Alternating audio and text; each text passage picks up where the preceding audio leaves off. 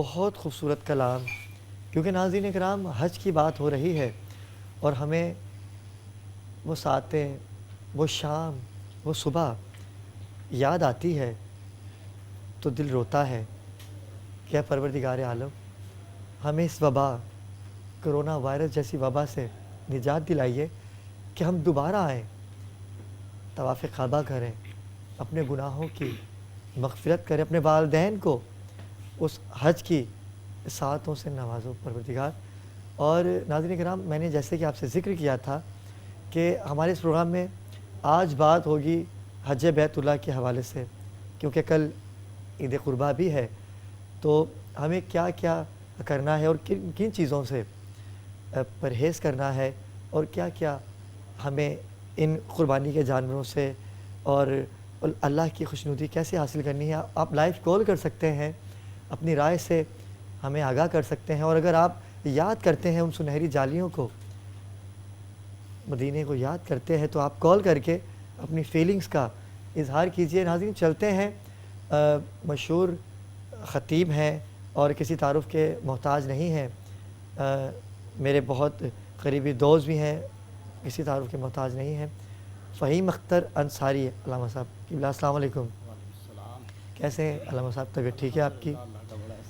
علامہ صاحب جیسے کہ آپ دیکھ رہے ہیں کہ کرونا وائرس جیسا مرض پوری دنیا پہ لاحق، اور اس مرض کی وبا کی وجہ سے، اس وبا کی وجہ سے ہم لوگ دور ہو گئے ہیں۔ کیا پروردگار سے ہم دور ہو گئے ہیں یا ہمارے گناہ ہیں جو آج ہم اس بارگاہ تک نہیں پہنچ پائے؟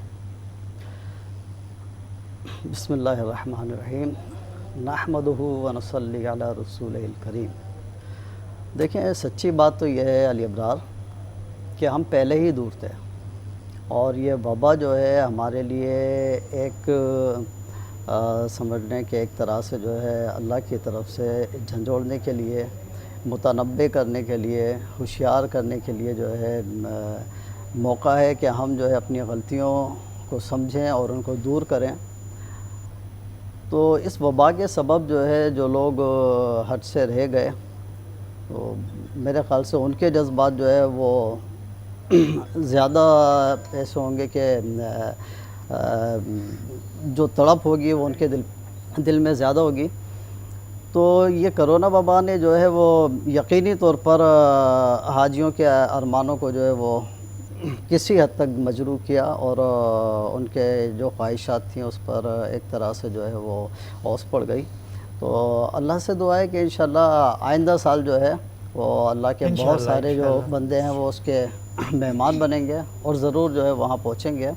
تو جس پر اس سال حج فرض ہو گیا ہے، تو بہرحال ایک شرعی مجبوری ہے کہ پرمیشن بھی نہیں ہے، حالات بھی ایسے نہیں ہیں، تو اللہ سب کو جو ہے اس دربار کی حاضری جو ہے وہ نصیب فرمائے، آپ کو بھی اور مجھے بھی۔ آمین الہی آمین۔ میری ماں کو، میں تو خیر اپنی ماں کو حج کروا لوں، عمرہ کروا دوں تو میرے لیے سعادت ہوگی۔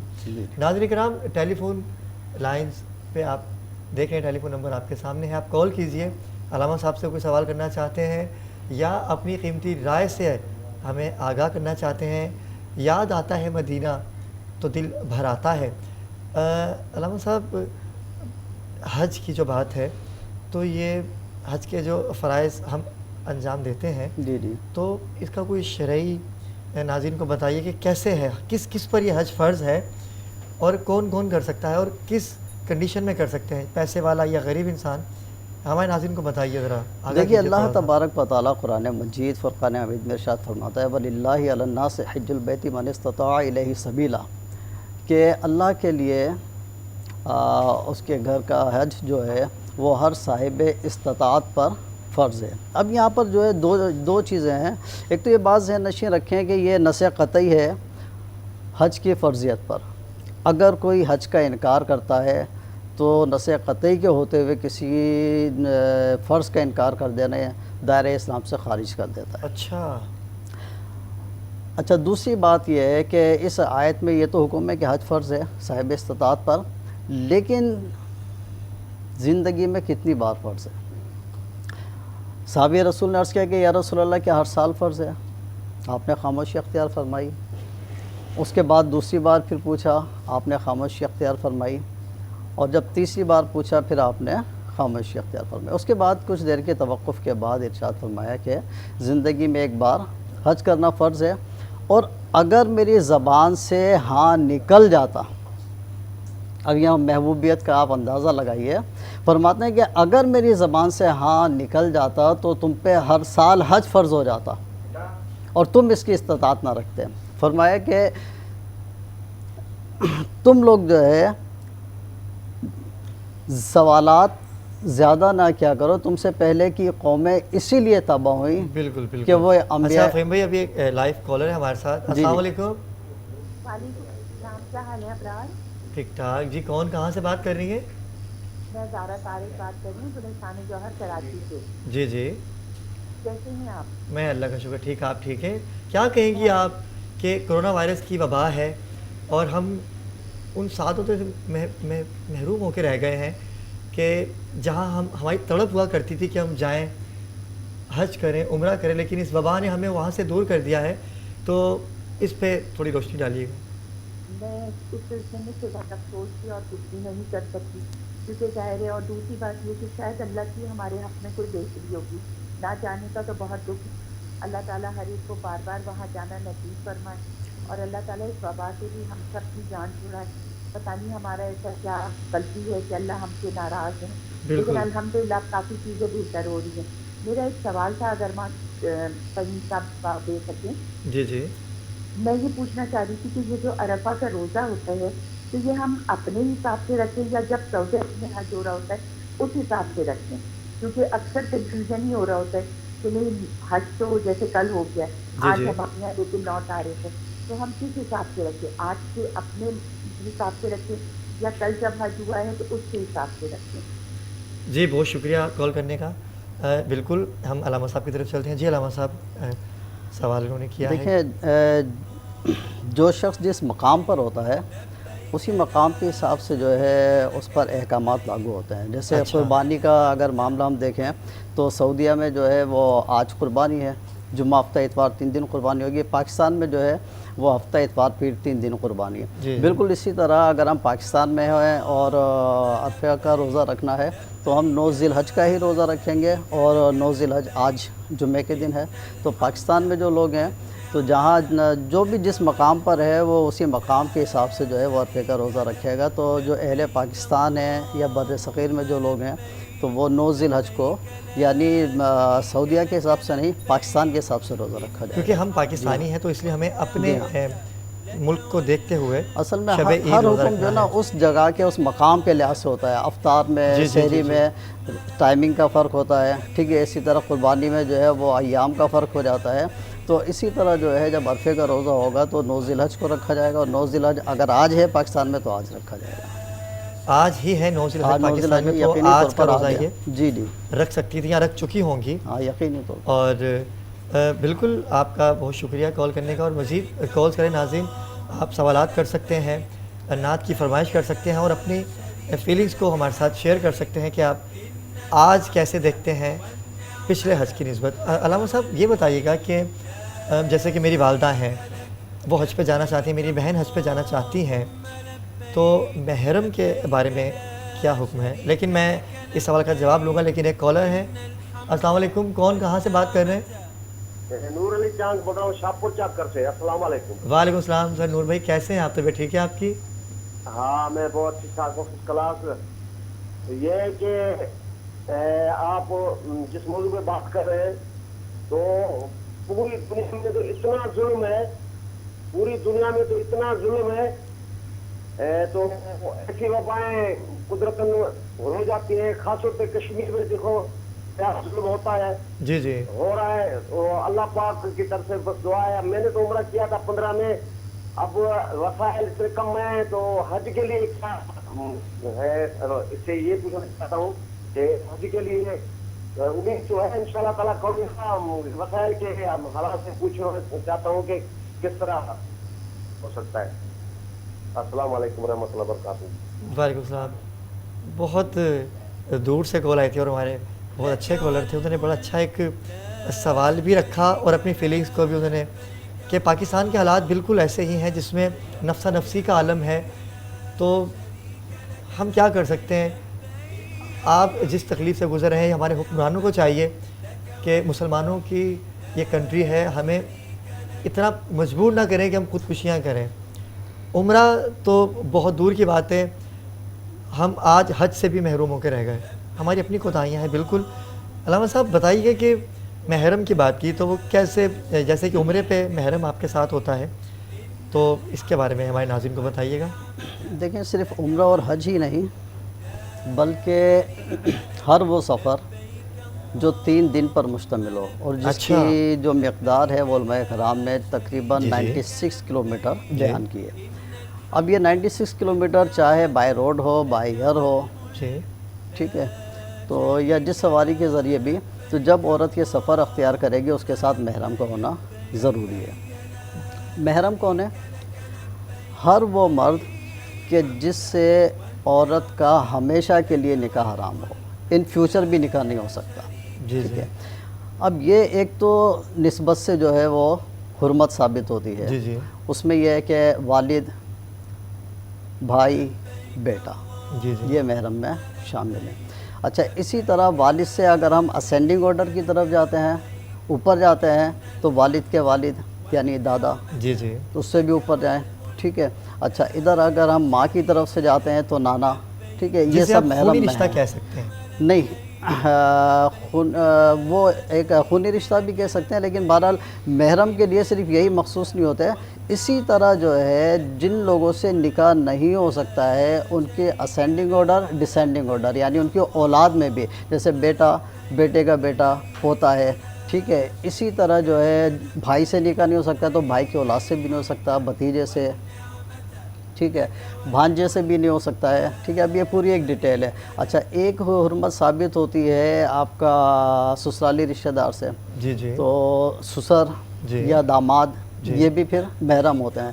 اصل میں عورت یا مرد جب حق زوجیت ادا کر لیں، جس طریقے سے بھی جائز ہو یا ناجائز ہو، اس کے بعد اس کے جو آباء و اجداد ہیں یا جو ان کی اولاد ہے، یعنی جن کی وہ اولاد میں ہے یا جو اس کی اولاد میں ہے، ان میں سے کسی سے نکاح نہیں ہو سکتا ہے، ٹھیک ہے۔ جیسے اگر کسی خاتون سے نکاح ہوتا ہے تو اب اس خاتون کی والدہ اور اس کی اولاد میں جو بھی ہیں ان سب سے نکاح حرام ہو جائے گا۔ چاہے ان خاتون کی بالفرض کوئی اولاد جو ہے کسی دوسرے شوہر سے ہے، یعنی سوتیلی بیٹی ہے، تو اس سے بھی نکاح نہیں ہو سکتا۔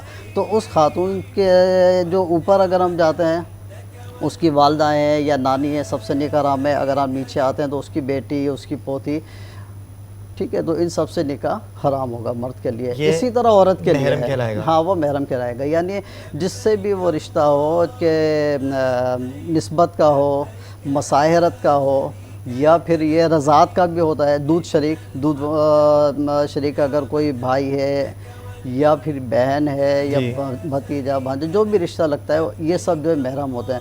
المختصر یہ کہ جس سے ہمیشہ کے لیے نکاح حرام ہو، تو یہ یہ ثابت ہوا کہ محرم یعنی داماد محرم میں ہے، ٹھیک ہے، کیونکہ بیٹی اس سے نکاح کر چکی ہے۔ داماد بیٹی کے نکاح سے پہلے جو ہے محرم نہیں تھا، لیکن جب بیٹی نے نکاح کر لیا تو اب اس عورت کے لیے جس کی وہ بیٹی ہے وہ محرم ہو جائے گا، ٹھیک ہے۔ اسی طرح سسر محرم میں آ جائے گا، باپ، بھائی، بھانجا، بھتیجا، پوتا، پوتی، یہ سب جو ہے وہ محرم میں آ جاتا ہے۔ تو یہ ان کے ساتھ جا سکتی ہیں؟ ہاں، اصل میں ان سے نکاح جائز ہی نہیں ہے نا، جس سے نکاح جائز ہے وہ نامحرم ہے، ٹھیک ہے، اس کے ساتھ نہیں جا سکتی عورت۔ بڑی خوبصورت بات۔ اور اگر عورت جو ہے وہ اس پر حج فرض ہو گیا ہے اور شوہر پہ فرض نہیں ہے، تو اگر کوئی دوسرا محرم اس کے ساتھ جا رہا ہے، اس کا سگا بھائی ہے یا اس کے والد ہیں، تو وہ ان کے ساتھ جا سکتی ہے۔ اور اگر حج فرض ہے تو وہ شوہر سے اجازت طلب کرے گی، اور شوہر اجازت نہ بھی دے، ٹھیک ہے، شوہر اجازت نہ بھی دے تو کیونکہ اس پر حج فرض ہے، خدا کا حکم ہے، تو یہ محرم کے ساتھ پھر بھی جا سکتی ہے، بالکل، ٹھیک ہے۔ اگر بغیر محرم کے جائے گی اور حج کر لے گی، حج ہو جائے گا لیکن وہ عورت گناہ گار ہو جائے گی۔ یہ شرعی معاملات ہیں ناظرین، ان کو ہم نے سوچنا ہے، سمجھنا ہے۔ ہمارے ساتھ یاسر سہر وردی ہیں۔ یاسر کیسے ہیں آپ؟ ٹھیک ہیں؟ ابھی رمضانوں کے مقابلے میں یہ انہوں نے پوزیشن بھی حاصل کی تھی۔ تو ناظرین، وقت ہوا چاہتا ہے ایک چھوٹے سے بریک کا، یاسر کی نعت سے ہم لوگ بریک پہ جائیں گے۔ جی یاسر بھائی کلام پیش کیجیے۔ دل الفت خلقت سرکار بسانے کے لیے ہے جان آپ کی حرمت پہ لوٹانے کے لیے ہے اور کتنی بڑی نعمت ہے یا آقا کا وسیلہ کتنی بڑی نعمت ہے یہ آقا